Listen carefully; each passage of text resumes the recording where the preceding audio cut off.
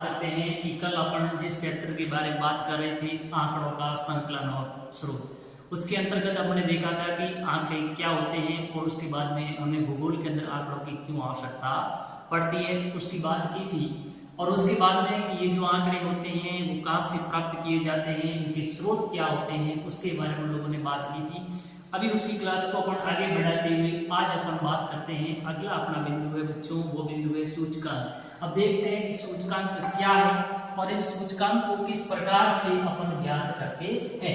यहाँ से बच्चों एक प्रश्न आपका नंबरिकल है वो आने की संभावना है, इसलिए इस प्रश्न को विद्यार्थियों आप अच्छी तरह से तैयार करें। पहले अपन देखते हैं कि वास्तव में सूचकांक होता क्या है और किसका सूचकांक है वो ज्ञात किया जाता है। तो यहाँ से जो बच्चों आपको प्रश्न है वो वाइवो के अंदर मौखिक रूप में यहाँ से जो छोटा सा प्रश्न पूछा जा सकता है। तो देखते हैं कि सूचकांक क्या है। जब मैं सूचकांक की बात करता हूं तो सूचकांक क्या है बच्चों, सूचकांक चर अथवा चर या सांख्यिकीय माप, एक चर या अपन कह सकते हैं सांख्यिकी के अंदर सांख्यिकी जो स्टैटिस्टिक्स होते हैं उसके अंदर सांख्यिकी माप है सूचकांक।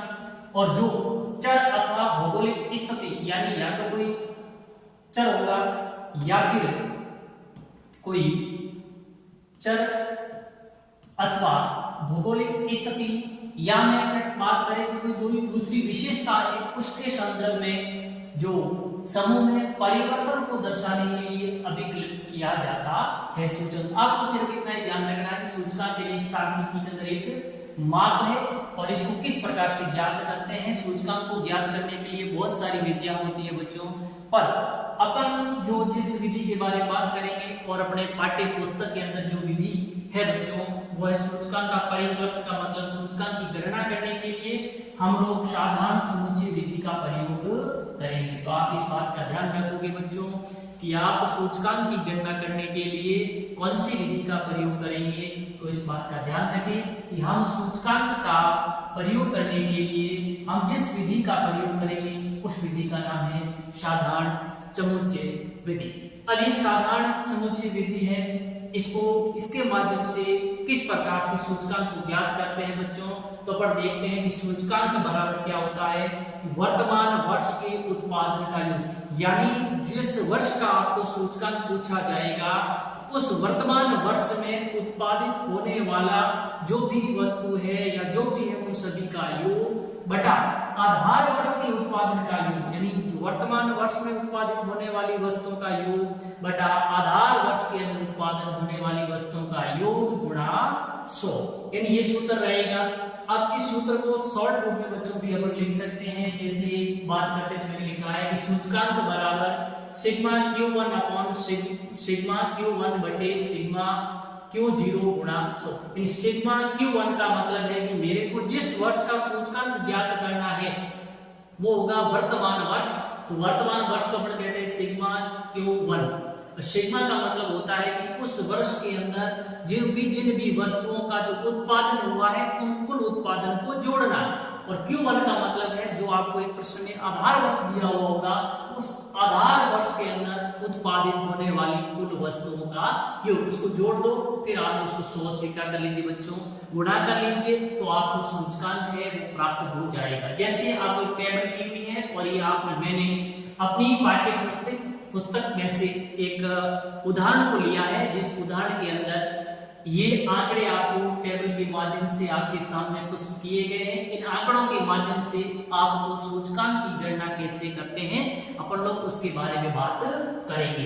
तो इसके अंदर जो इस टेबल के अंदर जो आपको आधार वर्ष दिया हुआ सूचकांक ज्ञात करने का वो अपना आधार वर्ष है 1970 71 आधार वर्ष मानते हुए, जैसे आपको किसी से जैसे मैंने अपन बात करें कि 1980 और 81 का सूचकांक ज्ञात करना है हमें। 1980 और 81 जो वर्ष है इस वर्ष का बच्चों अपने को क्या ज्ञात करना है, सूचकांक ज्ञात करना है। तो अपन क्या करेंगे, अपन जानते हैं कि वही बात कि सूचकांक बराबर होता है sigma Q1 upon sigma Q0 into 100। ये सूत्र का उपयोग करेंगे। अब Q1 का मतलब है कि ये क्या पूछ रहा है, वो किस वर्ष का पूछ रहा है, 1980 और 81 वर्ष के अंदर। तो Q1 का मतलब इस वर्ष में उत्पादित जो वस्तुओं का उत्पादन हुआ है उसका योग है Q1। तो देखो ये आपको इधर जैसे मैंने 1980 81 में उत्पादित कुल वस्तुएं हैं उनका योग कितना मिलियन है 42.5 मिलियन। तो यह Q1 का मान हो जाएगा 42.5 बटे Q0 का मतलब है कि जो आधार वर्ष आपको प्रश्न में दिया हुआ है उस आधार वर्ष के अंदर उत्पादित कुल वस्तुओं का योग। आधार वर्ष कौन सा है? आधार वर्ष है 1970 और 71। जब मैं 1970 और 71 पर जाता हूं बच्चों तो इसमें देखो है उत्पादन मिलियन में कितना है 32.5। तो Q1 का मान था 42.5 और Q0 का जो मान है बच्चों वो कितना है 32.5। तो ये हो गया अपने पास 32.5 इंटू क्या है 100। अब आप इसका गुणा भाग करोगे बच्चों तो आपके पास जो निकल के उत्तर आएगा वो आ जाएगा 130। कितना आ गया 130। तो इस प्रकार से हमें ये है वो हम सूचकांक की गणना है बच्चों कर सकते हैं। कैसे सूचकांक का शुद्ध ध्यान होना चाहिए हमें और दूसरे आंकड़े सारे प्रश्न के अंदर दिए हुए होंगे सूत्र के माध्यम से। सिर्फ सूत्र कुछ है ही नहीं, दो आंकड़े हैं वो हमें ध्यान रखने हैं कि Q1 upon Q0 into 100। Q1 का मतलब ये होता है बच्चों कि वर्तमान वर्ष में उत्पादित कुल कितनी वस्तुएं हैं उनका योग होगा। और Q1 का मतलब जो आपको आधार वर्ष दिया हुआ हर में आधार वर्ष के आंकड़े ही रखने हैं तो और उसको इस सूत्र को आप 100 से गुणा कर लेना और आपका सूचकांक है वो प्राप्त हो जाएगा। जैसे मैंने 1970-71 के अंदर उत्पादित जो मिलियन है वस्तु 32.5 है। अब मैंने गणना की तो 1970-71 का ही मेरे को सूचकांक ज्ञात करना है। तो इसका आधार वर्ष बच्चों यही है और वर्तमान के वर्ष का उत्पादन भी यही है। तो 32.5 बट्टे 32.5 इंटू 100 किया तो सूचकांक कितना आ गया बच्चों 100।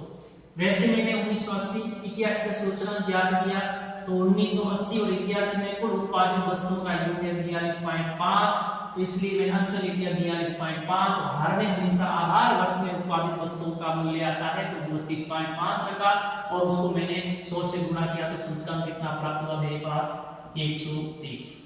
इसी प्रकार से मेरे को 1990 और 91 का ज्ञात करना है तो मैं वर्तमान वर्ष में 1990 91 ज्ञात करा इसका मतलब अंश में 1990 और 91 वर्ष में उत्पादित कुल वस्तुओं का मूल्य आएगा और वह है 53.7 और 53.7 बटे आधार वर्ष का मूल्य कितना है बच्चों 32.5 इंटू मैंने किससे किया 100 से इसको गुणा किया तो इसका जो सूचकांक आ गया बच्चों वो कितना आ गया 165। इसी प्रकार से 2000 से 2001 का मेरे को सूचकांक ज्ञात करना चाहता हूं तो 2002 और 1 के मध्य उत्पादित कुल वस्तुएं का मूल्य कितना है 67.4 बट्टा क्या लिखूंगा मैं आधार वर्ष कौन सा है 1990 70-71 और उसमें उत्पादित वस्तुओं का मूल्य 32.5 इंटू 100 तो कितना आ गया मेरे पास 260।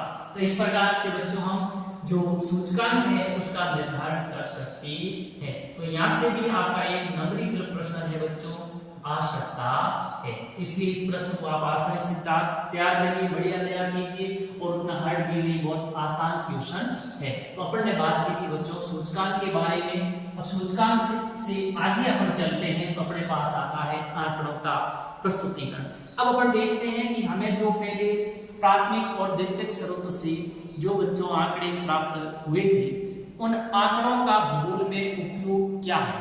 जो आंकड़े हमें प्राप्त हुए वो आंकड़े अव्यवस्थित थे, व्यवस्थित नहीं थे, क्रमबद्ध नहीं थे, जिनको हम कहते थे कच्चे आंकड़े कहते थे। क्या कहते थे उसको बच्चों अपन कच्चे आंकड़ों के नाम से जानते थे। लेकिन जो कच्चे आंकड़े होते हैं उन आंकड़ों से हमें कोई भी अर्थपूर्ण जानकारी प्राप्त नहीं होती है। जब उन कच्चे आंकड़ों से हमें कोई अर्थपूर्ण जानकारी प्राप्त नहीं होती है तो उन आंकड़ों को हम एक प्रस्तुतिकरण करते हैं, उनको किस प्रकार से प्रदर्शित किया जाए ताकि उन आंकड़ों से कोई हमें सटीक जानकारी या अर्थपूर्ण उस जानकारी है हमें प्राप्त हो जाए। इसके लिए हम आंकड़ों का करते हैं बच्चों प्रस्तुतिकरण।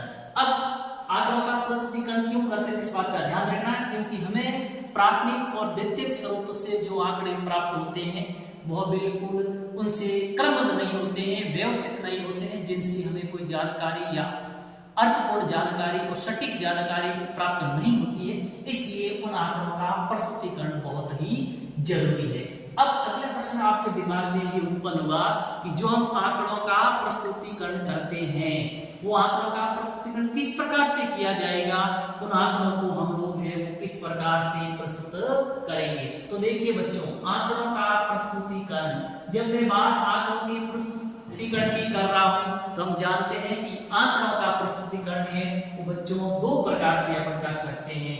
दो प्रकार से मतलब उसको दो तरीके से क्या करना पड़ेगा, किस प्रकार से। पहला काम अपन करेंगे, एक टेबल बनाएंगे बच्चों। क्या बनाएंगे? सारणी। सारणी का मतलब होता है टेबल बनाना, जिसको अपन कहते हैं सारणी बनाएंगे। जब अपन जानते हैं कि हम सारणी बनाएंगे तो उसमें हमें पंक्ति की भी जरूरत होगी और किसकी जरूरत होगी? कॉलम की। तो पहला काम बच्चों आपको जो करना है वो करना है एक टेबल बनाना, सारणी बनाना। अब सारणी बनेगी तो उसमें पंक्ति होगी और क्या होगी? कॉलम। ठीक बच्चों, फिर आपने जो टेबल बनाई है उस टेबल के अंदर अब आंकड़े रखेंगे, लेकिन उन आंकड़ों को जैसे आपको प्राप्त हुए वैसे ही अगर उस सारणी या टेबल में रख दोगे बच्चों तो हमें तो फिर भी कोई अर्थपूर्ण जानकारी प्राप्त नहीं हो रही है। इसलिए अब उन आंकड़ों का हमें क्या करना पड़ेगा? वर्गीकरण करना पड़ेगा। क्या करना पड़ेगा? आंकड़ों का वर्गीकरण करना पड़ेगा। जब हम आंकड़ों का वर्गीकरण करते हैं तो क्या करेंगे? वर्गीकरण के अंदर बच्चों हम आंकड़ों के एक तो ध्यान रखेंगे वर्गों की संख्या, आंकड़ों को वर्गों की संख्या में बांटेंगे और एक बनाएंगे आंकड़ों का वर्ग अंतराल। यानी ये क्या करेंगे कि जो आंकड़े प्राप्त हुए हैं उनका आपस में वर्ग बनाएंगे, उन वर्गों में के मध्य अंतराल कितना होगा ये भी बात हमें ध्यान रखनी पड़ेगी। मतलब कौन सी संख्या किस वर्ग अंतराल में आती है, उस प्रकार से कितने क्या वर्ग बनेंगे ये बात अभी हमें क्या करनी पड़ेगी बच्चों? निर्धारित करनी पड़ेगी। अब देखते हैं कि जैसे बच्चों ये उदाहरण रखा मैंने आपके सामने, परंतु आप सब जानते हैं ये क्या है? ये आंकड़े हैं। ये क्या है?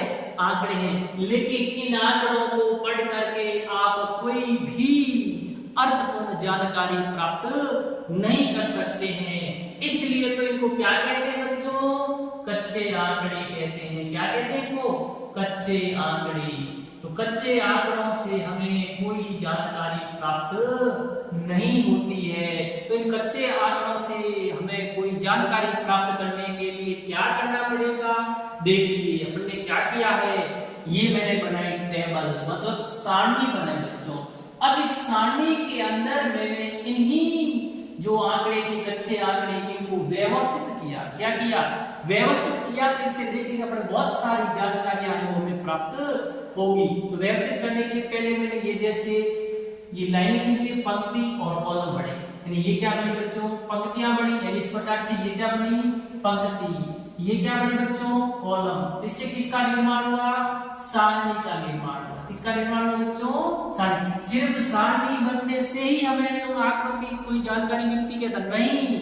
अब उन आंकड़ों को इस सारणी के अंदर किस प्रकार से प्रस्तुत किया जाएगा? तो देखिए इसके लिए अपन पीछे बढ़ाना, प्रस्तुत करने के लिए क्या करते हैं अपन? वर्ग बनाते हैं। क्या बनाते हैं बच्चों? वर्गीकरण करते हैं आंकड़ों का। क्या करते हैं? वर्गीकरण। और जब अपन आंकड़ों का वर्गीकरण करते हैं तो एक तो बनाते हैं कितने के उन आंकड़ों से कितने वर्ग बनेंगे और दूसरे उस एक वर्ग के अंदर किस किस संख्या को शामिल किया जाएगा। इसलिए मैंने ये क्या बनाया बच्चों? 0 से। जैसे यहाँ पहले ध्यान रखना पड़ेगा कि वर्ग बनते कैसे हैं। तो यहाँ दो बात ध्यान रखो बच्चों, वर्ग बनाने के लिए सबसे न्यूनतम संख्या देखो। न्यूनतम संख्या मतलब छोटी से छोटी संख्या कौन सी है? छोटी से छोटी संख्या किसकी रे? ये इस प्रश्न के अंदर जो दिया इसमें सबसे छोटी से छोटी संख्या कौन सी है उसका निर्धारण करना है और उसके बाद में देखना है कि इसी के अंदर सबसे बड़ी संख्या कौन सी है। तो यहाँ छोटी से छोटी संख्या मेरे को दिख रही है बच्चों 2 और बड़ी से बड़ी अगर मैं संख्या की बात करूं बच्चों तो देखिए इसमें बड़ी से बड़ी संख्या लगभग अपने को दिखेगी वो 96 दिख रही है। कितनी दिख रही है? 96 दिख रही है। तो ये मतलब छोटी से छोटी कितनी है? 2 है बच्चों संख्या। और बड़ी से बड़ी कितनी है 96 है। अब मैं क्या करूंगा, छोटी और बड़ी संख्या की तो जानकारी मेरे को प्राप्त हो गई, तो मैं वर्ग बनाऊंगा, यानी मैं एक वर्ग बनाऊंगा 0 से लेकर के 10। ये मैंने क्या बनाया, वर्ग अंतराल बना बच्चों। अब एक बना वर्ग अंतराल 0 से 10, तो मैं 0 से लेकर के 9 तक जितनी भी अंक आएंगे उनको मैं इस वर्ग में क्या कर लूंगा बच्चों, शामिल कर लूंगा। अगला मैंने वर्ग अंतराल बनाया, वर्ग अंतराल 10 से लेकर के 20 तक। अब इस वर्ग के अंदर मैं क्या करूंगा बच्चों, जो संख्या 10 से लेकर के 19 तक होगी वो सभी की सभी इस वर्ग के अंदर क्या की जाएगी, शामिल की जाएगी। तो इस प्रकार से इसके अंदर मैंने वर्ग बनाए और वर्ग अंतराल बने और फिर वर्गों की संख्या निर्धारित की। तो वर्गों की संख्या कितनी बनेगी, 0 से 2, यानी ये एक छोटी संख्या है और 6 में बड़ी संख्या। सीधी सी बात है कि अपने पास कितने वर्ग बनेंगे, वर्ग समूह कितने बनेंगे बच्चों, 10 बनेंगे। कितने बनेंगे, 10। और प्रत्येक वर्ग समूह में कितनी संख्या, कितनी इकाइयां होंगी बच्चों, 10 इकाइयां होंगी। तो इस प्रकार से ये हमने वर्ग बनाए। 0 से 10 एक वर्ग अंतराल, 10 से 20 एक वर्ग अंतराल, 20 से 30 एक वर्ग अंतराल, 30 से 40 एक वर्ग। इस प्रकार से ये कितने वर्ग बन गए, कुल बने 10 वर्ग बने। कितने बने बच्चों, 10 वर्ग बने। और ये जो वर्ग अंतराल है इनके में जो डिफरेंट है वो कितने का बच्चों, 10 का अंतर है। कितने का है, 10 का अंतर है। और इनके मध्य इकाइयां भी कितनी है, 10 इकाइयां ही है। कितनी इकाइयां है, 10। अब 10 है नहीं, इसमें नहीं है, लेकिन वर्ग अंतराल पर देखिए 10 है, लेकिन इस प्रश्न के हिसाब से इसमें 10 नहीं है। क्यों, कि 0 से 10 के मध्य इकाइयां कितनी है बच्चों, 4 ही है। कितनी है इसमें, 4, लेकिन कितनी होनी, वैसे अपन देखें 10 है इसके अंदर इकाइयां। 0 को इसमें शामिल किया जाएगा, 1 को इसमें शामिल करेंगे, 2 को इसमें शामिल करेंगे, 3 को करेंगे, 4 को करेंगे, 5 को करेंगे, 6 को करेंगे, 7 को करेंगे, 8 को करेंगे, 9 को करेंगे और 10 को नहीं करेंगे। तो इस प्रकार से 10 इकाइयां होंगी इसके अंदर शामिल बच्चों। लेकिन इस प्रश्न के अंदर उन 10 में से अपने पास इकाइयां मात्र कितनी है, 4 है। तो ये वर्ग अंतराल बने। अब ये कच्चे आंकड़े हैं, ये क्या बच्चों, कच्चे आंकड़े। अब इन कच्चों आंकड़ों को मैंने इस जैसे ये लिखा है, इसको बोलते हैं मिलान चिन्ह, या इसको कहते हैं बच्चों टैली चिन्ह। क्या कहते हैं इसको, मिलान चिन्ह, या इसको कहते हैं टैली चिन्ह। तो ये तो कितने, 4, तो 4 संख्या आवृत्ति कितनी होगी, 4। ये 10 से 20 के मध्य कितने हैं कच्चे आंकड़े बच्चों, 5 है। तो इसकी 4 लाइन सीधे करना, 5 के लिए हमेशा बच्चों 1 2 3 4 हो गया, 5 होते इसको ऐसे करो। अब इसको कितना बढ़ा जाएगा, टैली चिन्ह 5 को प्रदर्शित करेगा। इस प्रकार से ये भी 5 है। और 30 से 40 के मध्य कितने बच्चों, 7 है। 40 से 50 वर्ग के मध्य कच्चे आंकड़ों की संख्या 6 है। और 50 से 60 के मध्य कितने बच्चों, 10 है। और 60 से 70 के मध्य कितने, 8 है। और 70 से 80 के मध्य कितने, 6 है। और 80 से 90 के मध्य कितने, 5 है। और 90 से 100 के मध्य कितने बच्चों, 4 है। तो इस प्रकार से ये जो कच्चे आंकड़े थे, इन कच्चे आंकड़ों को हमने व्यवस्थित किया। तो व्यवस्थित किया तो हमें इसमें क्या मिल गई बच्चों, जानकारी प्राप्त हो गई। देखो एक यानी इस 10 से 20 वाले वर्ग में कितने इकाइयां हैं, ये जानकारी मिली है ना। मिलान चिन्ह के बारे में अगर ये सारे अव्यवस्थित तत्व हमें किसी के बारे में कोई जानकारी प्राप्त नहीं थी, तो ये बात हो गई बच्चों, ठीक है। इसलिए आंकड़ों का अपने पास क्या जरूरी है बच्चों, प्रस्तुति करना जरूरी है।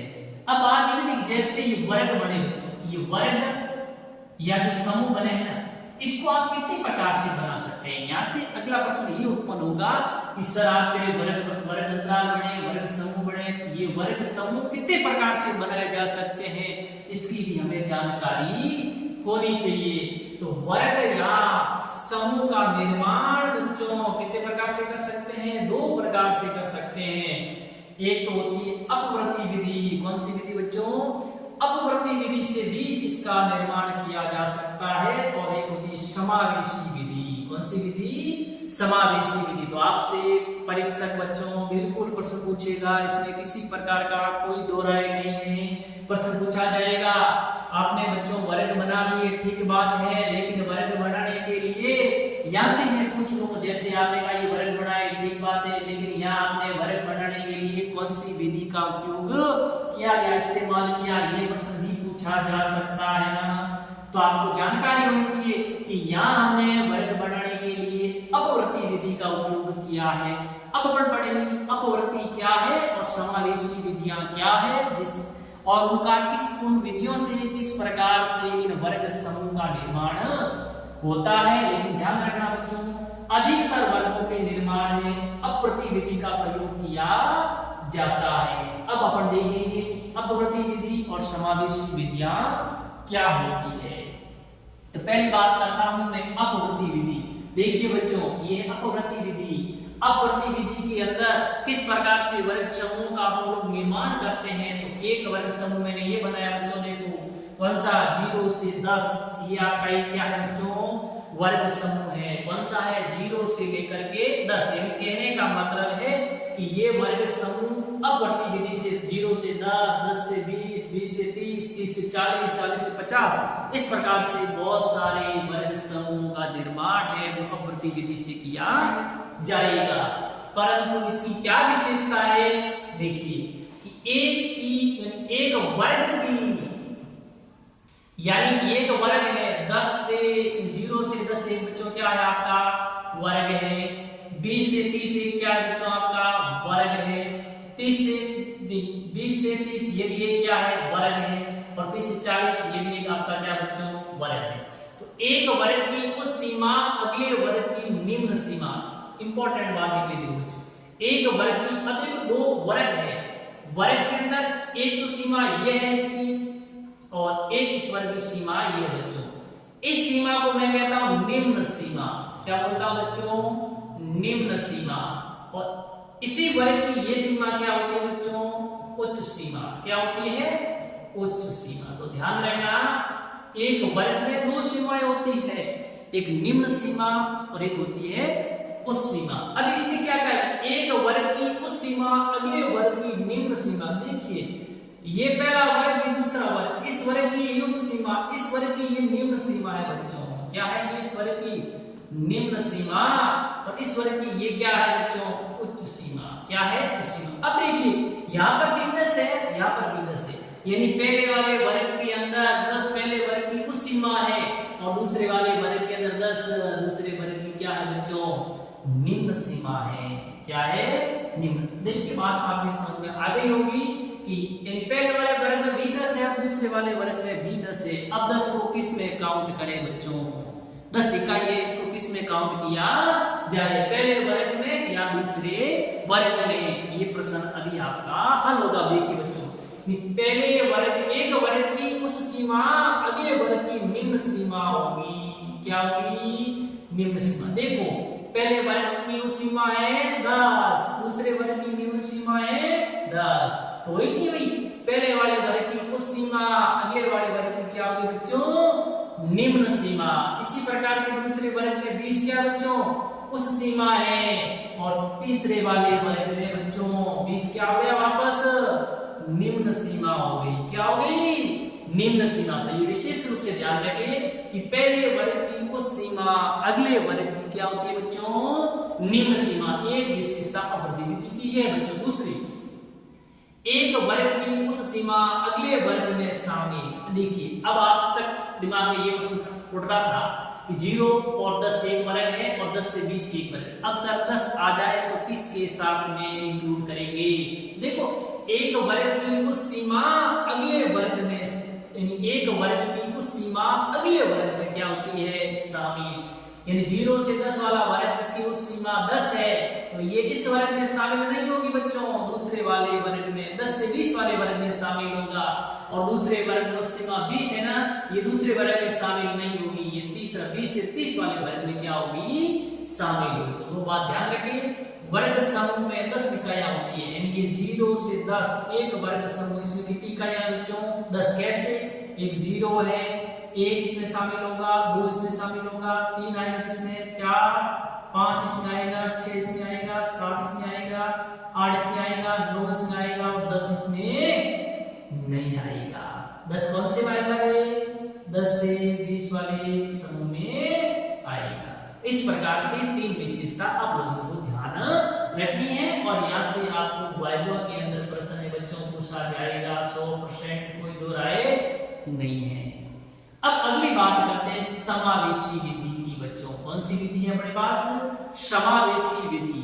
अब ये देखो, ये वर्ग अंतराल है 0 से 9, 10 से 19, 20 से 29, 30 से 39। देखिए अब इसमें क्या होता है, ये करें एक वर्ग की उच्च सीमा अगले वर्ग की निम्न सीमा से बिल्कुल क्या है, भिन्न है। इस वर्ग जैसे ये वर्ग है, इसकी एक 0 क्या है बच्चों, निम्न सीमा है, और इसकी 9 क्या है बच्चों, उच्च सीमा है।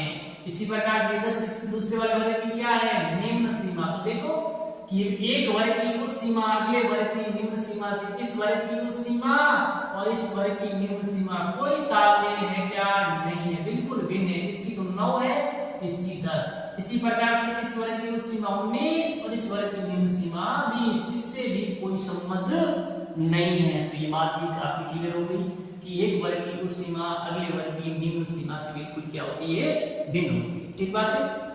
एक बात, अगली बात है, एक वर्ग की दोनों सीमाएं उसी वर्ग में शामिल। अब यहां से आपका प्रश्न था कि सर 0 से 9 वर्ग है, ठीक बात है। अब इस वर्ग की ये निम्न सीमा, इस वर्ग की उच्च सीमा, अब क्या निम्न सीमा पहले वाले वर्ग में भी पहले वर्ग में शामिल होती थी, लेकिन उस विधि में उस सीमा पहले उसी वर्ग में शामिल नहीं होती थी, लेकिन यहाँ क्या है बच्चों, 9 है ना, ये इसी वर्ग में शामिल होगा। तो ये ध्यान रखना, 0 और 9 ये जो वर्ग है, इस वर्ग के अंदर इसकी निम्न सीमा भी इसमें शामिल होगी और इसकी उच्च सीमा भी इसी वर्ग के अंदर क्या होती है बच्चों, शामिल होती है। तो एक बात ये भी आपको ध्यान रखना है। फिर अगली बात, एक वर्ग की उच्च सीमा व अगले वर्ग की निम्न सीमा में एक का अंतर। अब देखिए बहुत बढ़िया बात बताई इसमें कि पहले वर्ग की उच्च सीमा और अगले वर्ग की निम्न सीमा में अंतर होता है एक का। इस वर्ग की उच्च सीमा 9, इस वर्ग की निम्न सीमा 10। डिफरेंट कितने का बच्चों, 1 का। इस वर्ग की उच्च सीमा 19 और इस वर्ग की निम्न सीमा कितनी है, 20। डिफरेंट कितना बच्चों, 1 का। इस वर्ग की उच्च सीमा कितनी है, 29, इसकी निम्न सीमा कितनी है, 30। डिफरेंट कितने का, 1 का। तो ये बात भी ध्यान रखनी है। और वर्ग समूह में कितनी इकाइयां हैं बच्चों, 9। आपने सर 9 कहां हो गए, 0 से 9 वही बिल्कुल हो रहे।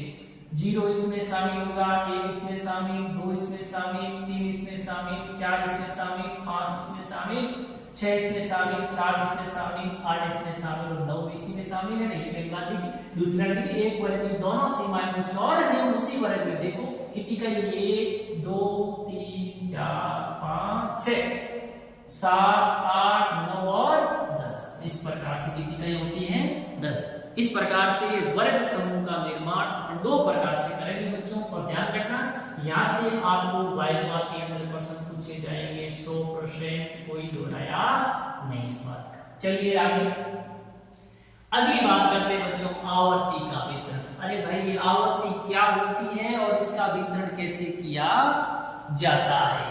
आवर्ती वितरण का मतलब है कि आवर्ती है क्या, पहले ये जानकारी देखिए।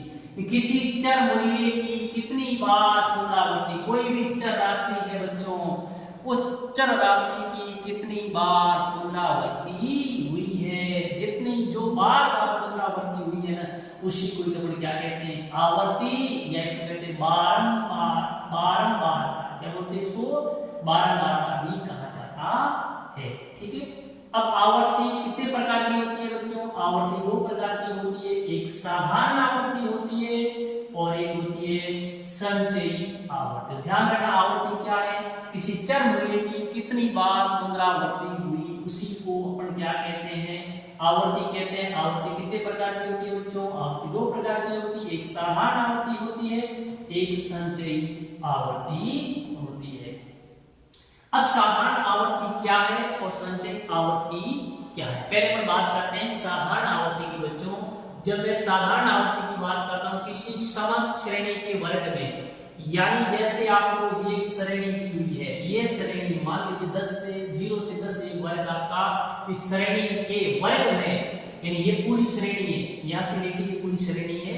इस समक श्रेणी के वर्ग में, जैसे ये 0 से 10 वर्ग है, 20 से 30 कि वर्ग में उपस्थित चरों की संख्या को, अब इस वर्ग में कितने चर हैं, मान लो 4, इस वर्ग में कितने 5, इस वर्ग में कितने 5, इसमें कितने 7, ये है 4 5 7 चरों की संख्या को प्रदर्शित करती है। और इसको अपन क्या कहते हैं, साधारण आवर्ती, है ना।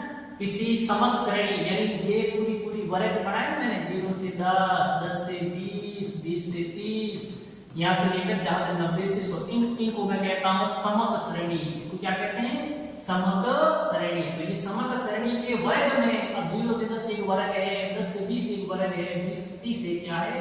वर्ग। वर्ग में उपस्थित चरों की संख्या, इस वर्ग में उपस्थित चर है 4, इस वर्ग में 5, इसमें 5, इसमें 7, इसमें 6, इसमें 10, इसमें 8। तो ये जो संख्या है ना, इसको अपन कहते हैं साधारण आवर्ती कहते हैं बच्चों। क्या कहते हैं इसको? साधारण आवर्ती के नाम से जाना जाता है। और ध्यान रखना कि साधारण आवर्ती को छोटे f से क्या किया जाता है बच्चों?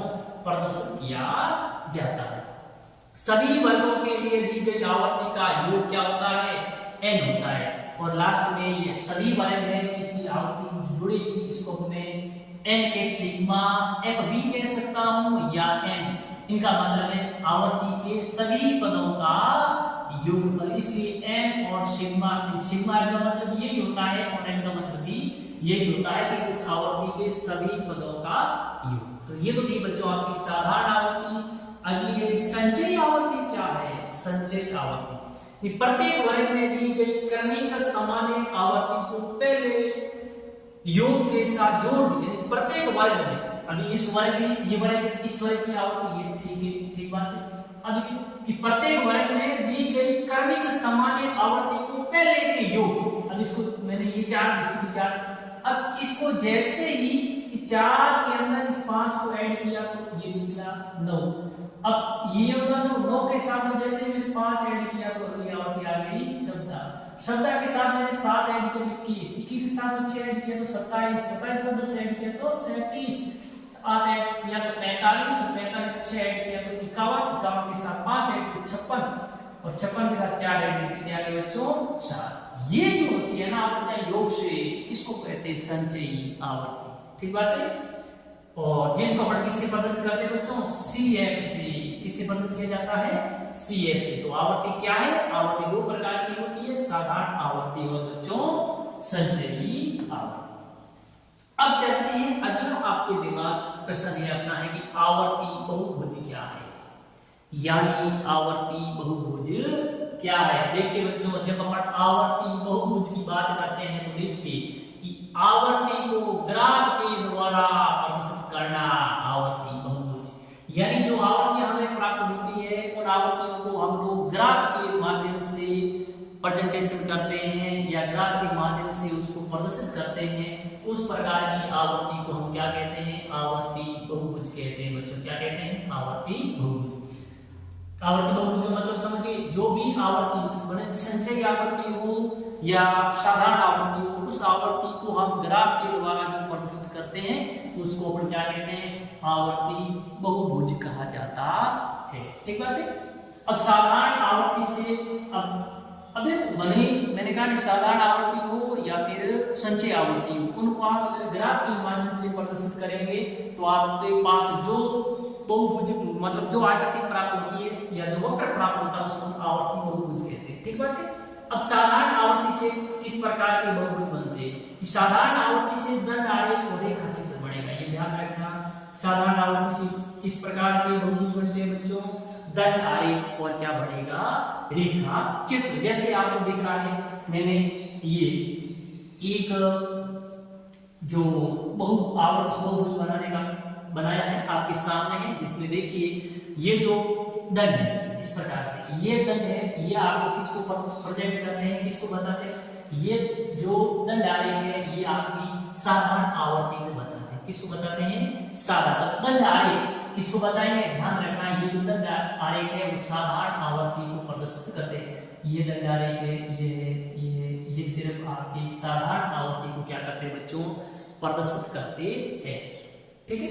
अभी कैसे क्या बनते हैं? तो दंड आरेख जैसे आपको जो मान दिया हुआ है उसे 0 से 10 के मध्य कितने क्या है आंकड़े, उस हिसाब से 4 है तो मैंने 4 लिया है, 10 से 20 के मध्य मान लो 5 है तो मैंने ये 5 लिया है, 20 से 30 के मध्य मान लो कितने 10 नंबर। इस प्रकार से ये आपके दंड आरेख बनते हैं। लेकिन ध्यान रखना, दंड आरेख बनाते समय आगे अपन आरेखों का निर्माण उस पार्टी में आएंगे तब सीखेंगे कि इसका निर्माण किस प्रकार से किया जाए। तो आप इसे भी ध्यान रखना है, ये जो दंड आरेख या जो रेखा चित्र बनते हैं ये साधारण आवर्ती से बनते हैं। कौन सी आवृत्ति से? साधारण आवृत्ति से।